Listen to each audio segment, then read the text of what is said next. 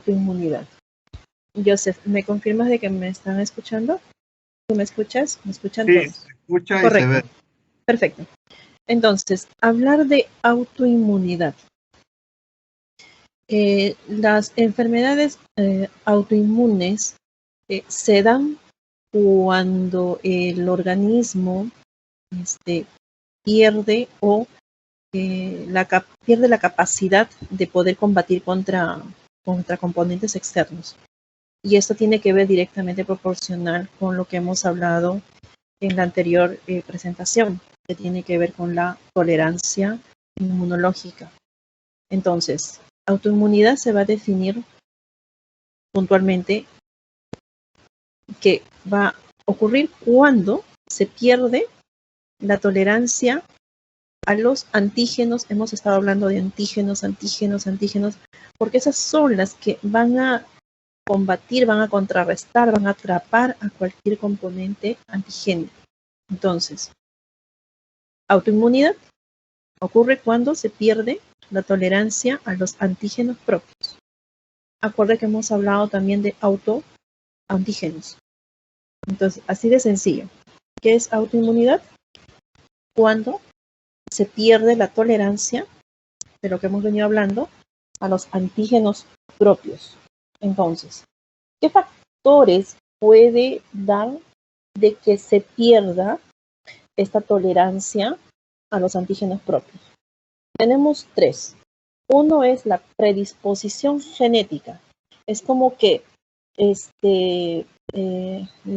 mi madre pudo haber tenido, por ejemplo, lupus eritematoso sistémicos, entonces ya en su carga genética, ¿no? Puede haber predispuesto, en todo caso, esa herencia. Por ende, ya la tolerancia inmunológica no funciona.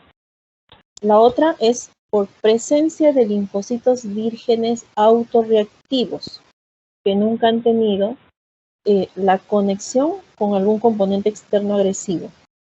Y la siguiente es la evasión de los mecanismos de control de autoinmunidad.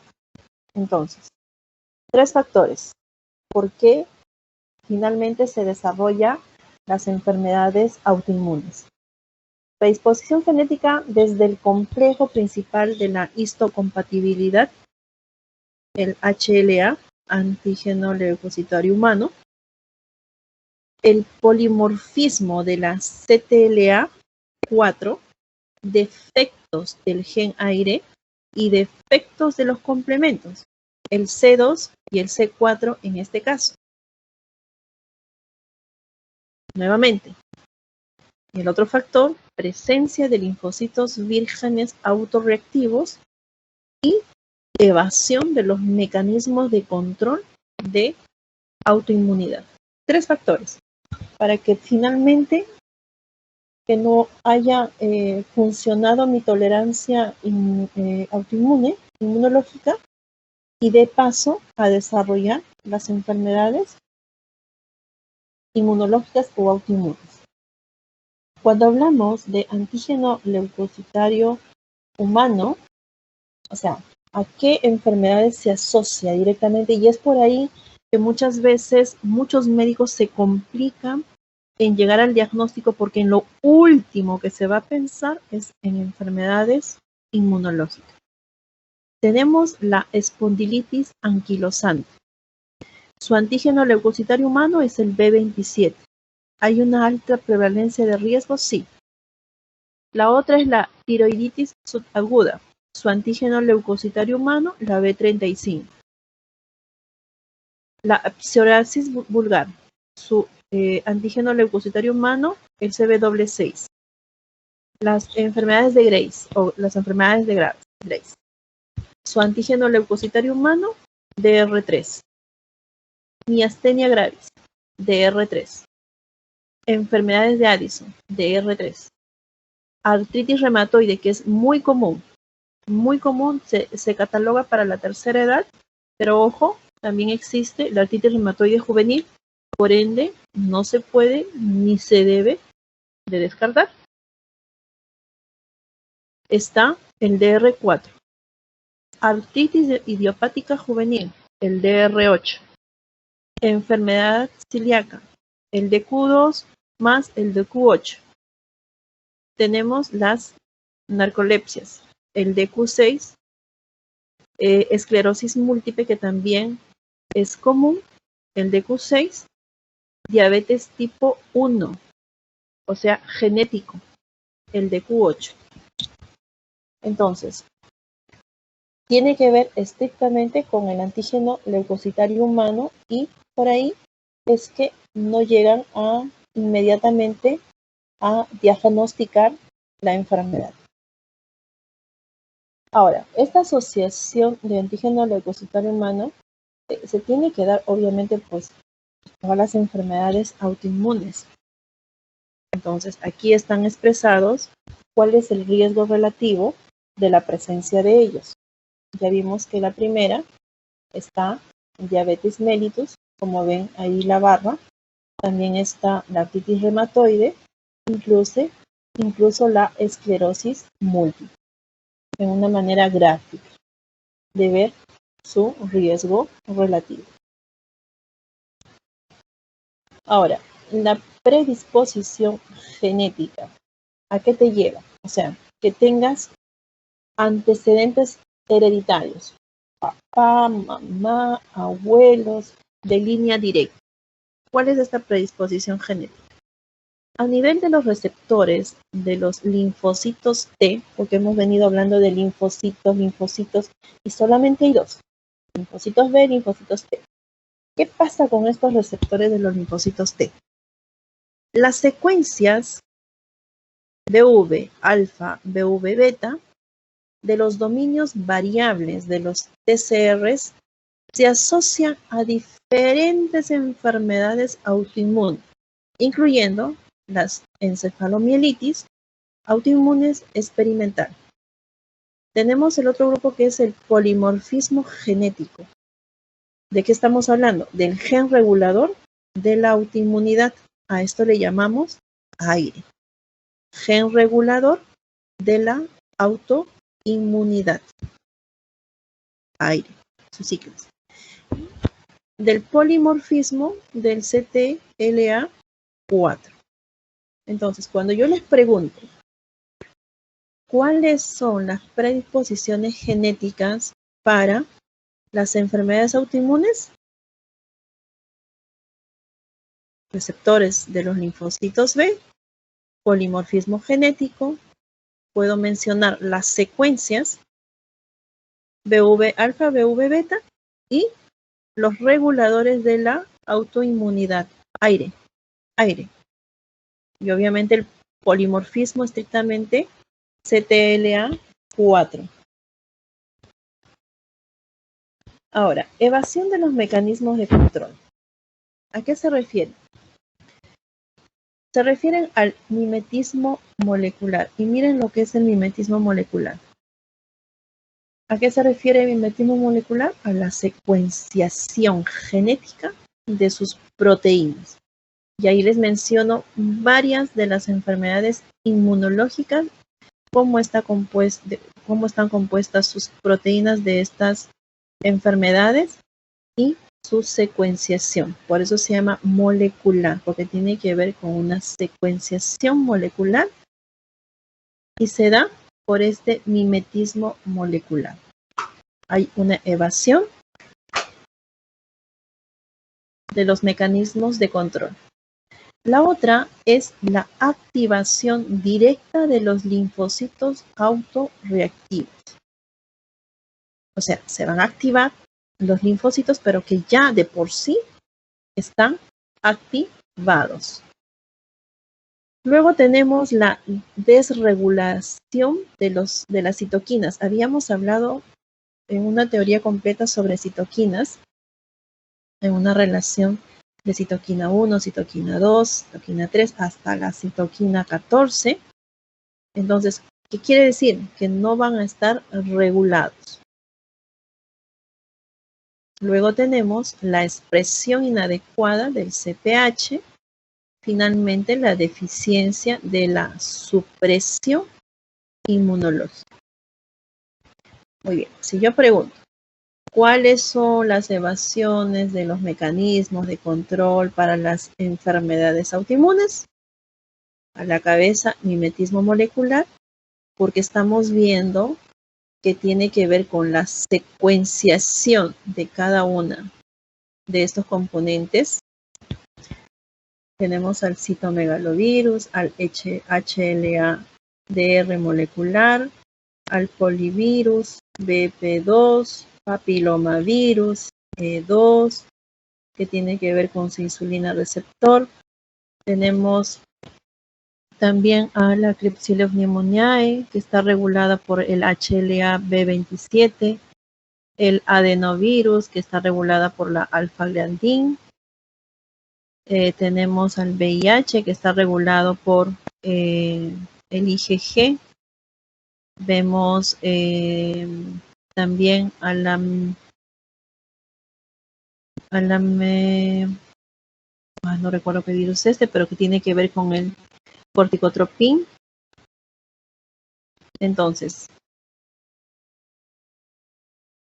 hablamos del mimetismo molecular, activación directa, pero ¿de quién? Siempre hemos hablado de linfocitos, pero en este caso, autorreactivos. Hemos hablado de citoquinas, pero se supone que son citoquinas no fisiológicas, no reguladas, por eso hablamos de desregulación de citoquinas, la expresión inadecuada del CPH y la deficiencia de la supresión propia, ¿no? Hay una supresión, hay una deficiencia inmunológica. 4 mecanismos importantísimos que controlan para que se den las enfermedades autoinmunes. Entonces, ¿cómo hacemos la evaluación a nivel de laboratorio? La evaluación a nivel de laboratorio se da, número 1. El suero normal contiene anticuerpos, y cuando hablamos de anticuerpos es porque la enfermedad ya está expresada, el organismo ya reaccionó, ya formó anticuerpos, y estos anticuerpos, ¿dónde se van a encontrar? En el suero. No estamos hablando de plasma. Acuérdense que para la evaluación inmunológica necesitamos obligatoriamente la muestra de suero sin anticoagulante, sin aditivos, sin componentes que puedan ocasionarme interferencia. Y para eso también habíamos dicho que teníamos que usar el tubo rojo con tapa roja, que no tiene ningún tipo de aditivo, no tiene ningún tipo de anticoagulante, porque de lo contrario se llamaría plasma. Ojo con ese detalle. Estamos hablando de suero. Los anticuerpos de la enfermedad específicas pueden preceder a la enfermedad. Es decir, lo primero que se va a liberar a la sangre son los anticuerpos. Cuando éstas hayan invadido en su totalidad, recién después se va a expresar la parte clínica, la parte de la enfermedad clínica. Pero al inicio, lo que vamos a tener es la liberación. ¿Por qué? Porque el organismo ya reaccionó ante componentes externos, y obviamente por eso dice que los anticuerpos de la enfermedad específicos pueden preceder a la misma enfermedad. Entonces, también hay algunos métodos como inmunofluorescencia, por IFA, que se basan en la interpretación subjetiva. Si bien es cierto, sí faltan estandarizar anticuerpos y reactivos. En la actualidad, todavía a nivel inmunológico, como lo que hablábamos en el tamizaje de pruebas para VIH, todo lo que tiene que ver con virus, tenemos los periodos de ventana que no permiten detectarlos en su totalidad. Entonces, sí, faltan estandarizar estos anticuerpos y obviamente los reactivos. Existe gran variedad de pruebas, las plataformas de ensayos. Hablábamos de que Existen de primera generación, que en la actualidad ya no se usa, de segunda generación, de tercera. Lo último que se ha desarrollado a nivel mundial es de cuarta generación y a pesar de ello tiene sus deficiencias. Se debe realizar un alto volumen de pruebas antes de validar el ensayo. Es decir, nosotros cuando vamos a tomar la decisión de decir es o no es, por ejemplo, LES, que se trabaja por inmunofluorescencia indirecta, en la determinación de los anticuerpos, para darle validez, recuerden de que estas pruebas pueden reaccionar en situaciones fisiológicas, no necesariamente en enfermedad, y es por ello que es muy importante la clínica, los antecedentes, la anamnesis y todo lo que se puede evaluar en el paciente. Entonces, ¿hay que hacer muchos ensayos? Sí, porque también tenemos, por ejemplo, para LES, no solamente ANA, también podemos abordar ANCA, anti-DNA, etcétera. Entonces, buscar muchas herramientas para definir la enfermedad inmunológica. Entonces, hablamos de estos anticuerpos que tenemos que detectar y qué es lo que se forma en las diferentes enfermedades. En especial en LES, tenemos el DNA-DS, anti-Smith, SSA, RO60, SSB, tenemos los topoisomerasa 1, los centrómeros, el YO1, el músculo liso, la cardiolipina, el beta-2 glicoproteína. Tenemos las diferentes enfermedades y miren la sensibilidad. En ninguna de ellas me dice que es al 100%, ni la especificidad. Entonces, ¿esto qué indica? De que tanto la sensibilidad como la especificidad para la determinación de las diferentes enfermedades por la presencia de estos anticuerpos no llega al 100% y esa es la limitante. Y es por ello que cuando tenemos, por ejemplo, otra vez LES, no solamente basta con hacer inmunofluorescencia indirecta a nivel de ANA, tenemos que apoyarnos con el DNA-S, el Smith, el centrómero. Entonces, eso hace de que si reaccionan las tres y estas me hablan para LES, entonces fusiono y digo, tengo herramientas de un lado, de otro lado, de otro lado. Con esto que les doy a nivel de sensibilidad y especificidad es para entender que estas pruebas para el tamizaje inmunológico tienen todavía muchas deficiencias y se siguen creando herramientas, reactivos, se siguen elaborando de tal forma de que sean más específicos. Entonces, estos anticuerpos, ¿cómo se aplican clínicamente?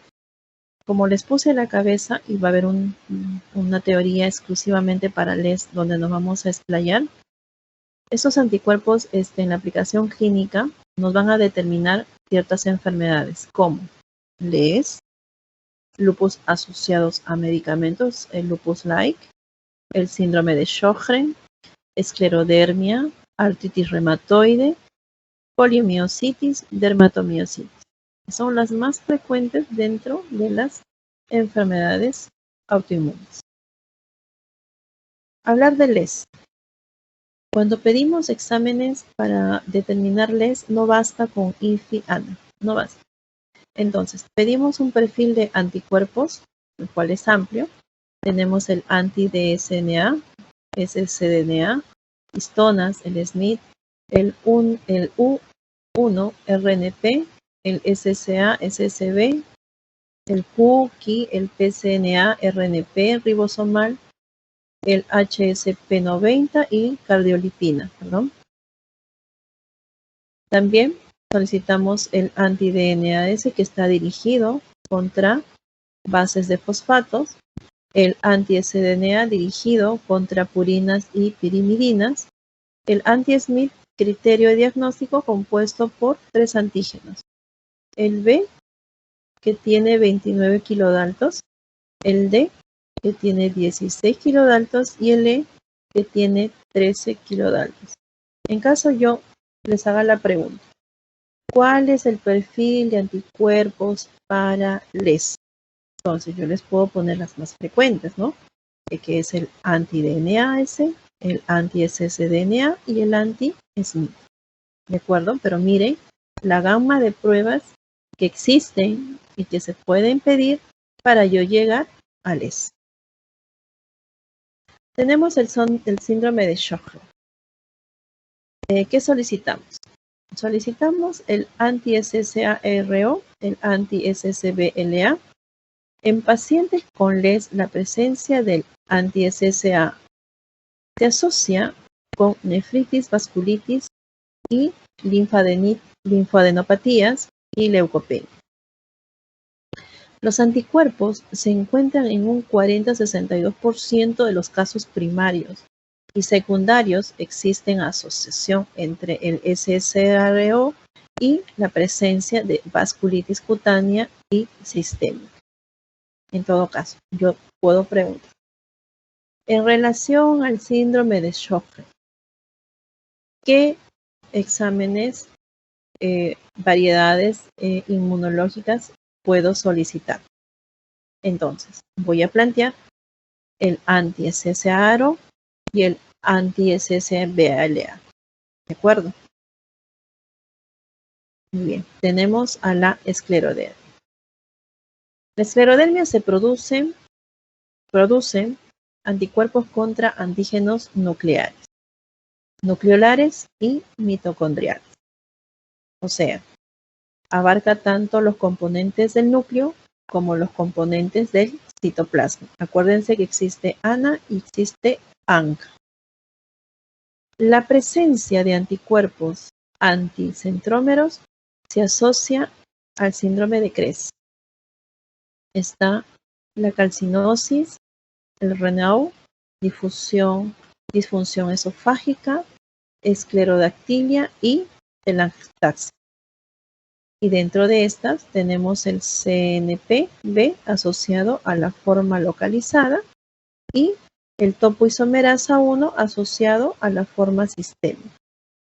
Entonces, yo puedo preguntar, en relación a la esclerodermia,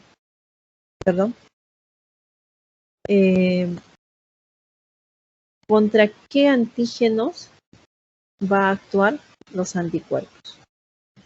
Tenemos tres, nucleolares, nucleolares y mitocondriales.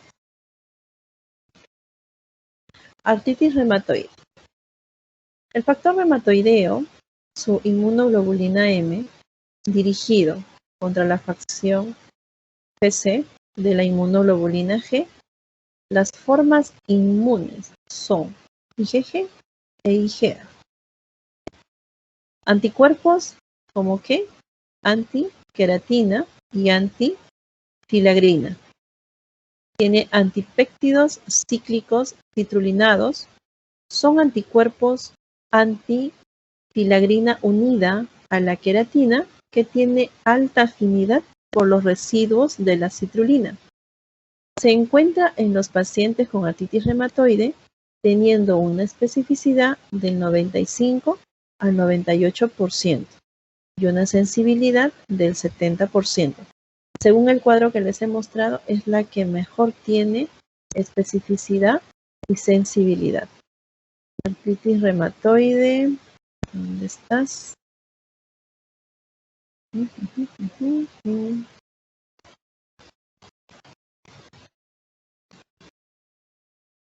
No lo he contemplado acá. Bueno, pensé que lo había puesto.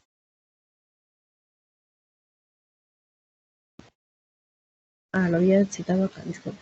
Ya. Pues es la que mejor tiene su sensibilidad y especificidad. De 95 a 98% en especificidad y con una sensibilidad que tampoco no es buena, ¿no? Es relativamente baja, con 70%. Y tiene un valor predictivo y obviamente de severidad en la enfermedad. Aquí yo podría preguntar, en relación a la artritis reumatoide, cuáles son sus componentes antigénicos. Entonces, puedo decir antipéptido cíclico citrulinado. No, perdón. ¿Cuáles son sus componentes anticuerpos? Antipéptidos cíclicos citrulinados, 1. Que tiene alta afinidad por los residuos de la citrulina, 2. Y que su especificidad va del 95 al 98%. 3, 4. Con una sensibilidad al 70%. ¿De acuerdo? Y bueno, hasta ahí llegamos. Entonces hemos citado 1, 2, 3, 4 enfermedades, dentro de las más frecuentes, en lo que se refiere a enfermedades autoinmunes. Nuevamente voy a ser incisiva a nivel de laboratorio.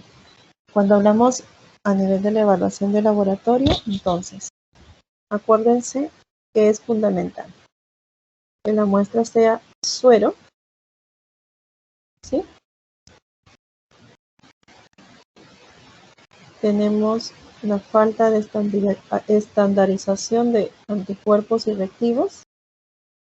Existe la gran variedad, y ya lo hemos visto, en la plataforma de ensayos, y que se tiene que hacer altos volúmenes de prueba para llegar a la enfermedad. Este es un cuadro de referencia para que sepan los niveles de anticuerpos que se forman, las enfermedades, y para demostrar la sensibilidad y la especificidad. Entonces, hemos citado de las presentes 4 enfermedades: LES, síndrome de Sjögren, esclerodermia y artritis reumatoide. En LES, la pregunta sugerente va a ser: ¿cuáles son los anticuerpos que se deban de evaluar? ¿O qué plataforma tengo para evaluar LES? Las más principales: anti-dsDNA, ssDNA, histonas, SNP. Las que están aquí: anti-dsDNA, anti-ssDNA y anti-SNP. Son las principales, obligatorias en todo caso. Tenemos el síndrome de Sjögren, donde la petición obligatoria sería anti-SSA, ARO y anti-SSA, BLA.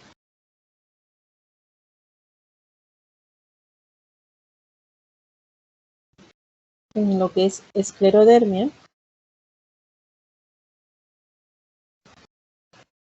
tenemos los anticuerpos contra los antígenos a nivel nuclear, nucleolares, mitocondriales. En artritis reumatoide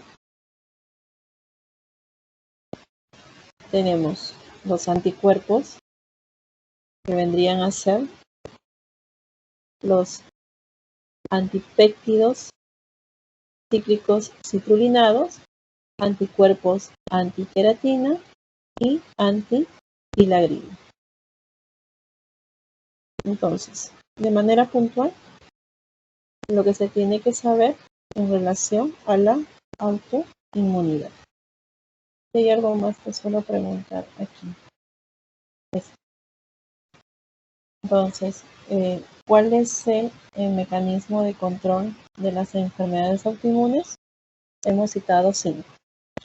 Mimetismo molecular, activación directa de los linfocitos autoreactivos, la desregulación de citocinas, la expresión inadecuada del CPH y la deficiencia de la supresión inmunológica.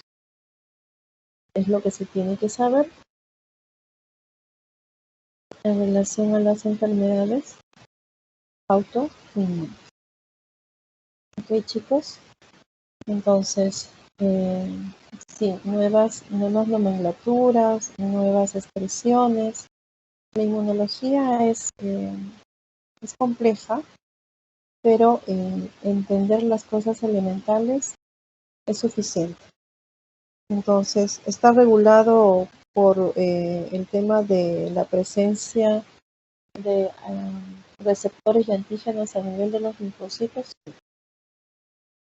Entonces, aquí entendemos de que cuando pierde esta capacidad, estos antígenos propios, es que se dan estas enfermedades inmunológicas. Y muchas de ellas están relacionadas a